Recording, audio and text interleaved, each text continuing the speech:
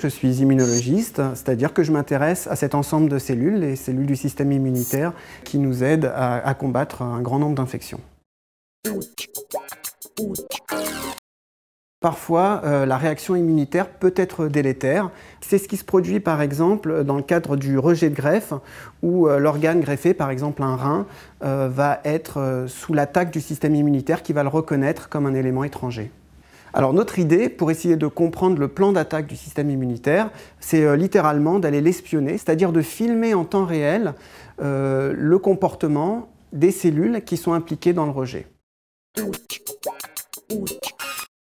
On utilise un microscope qui est extrêmement perfectionné et on obtient ainsi un film en 3 dimensions où l'on peut observer la chorégraphie des cellules du système immunitaire. Tous les événements qu'on étudie sont des événements extrêmement dynamiques.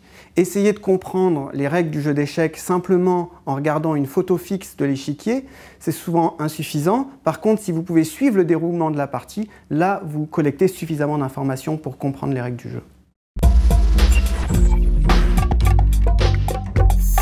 Un des résultats qu'on a pu observer, c'est que très rapidement après la greffe, un grand nombre de cellules du receveur, qui sont en fait les cellules jaunes qu'on voit sur nos films, vont infiltrer, envahir la greffe, capturer des morceaux du greffon et les transporter jusqu'aux ganglions, qui sont les sites où sont initiées les réponses immunitaires et en particulier où sont activés ces lymphocytes tueurs qui vont, eux, détruire la greffe. Ce n'était pas notre hypothèse de travail, mais on a dû se confronter à la réalité des films et sur la base des films, reformuler de nouvelles hypothèses et les tester.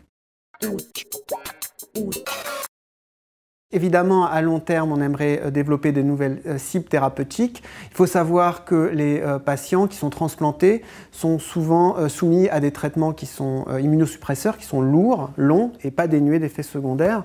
Alors en bloquant le flux cellulaire qu'on a identifié, on pourrait peut-être limiter le processus de rejet de greffe.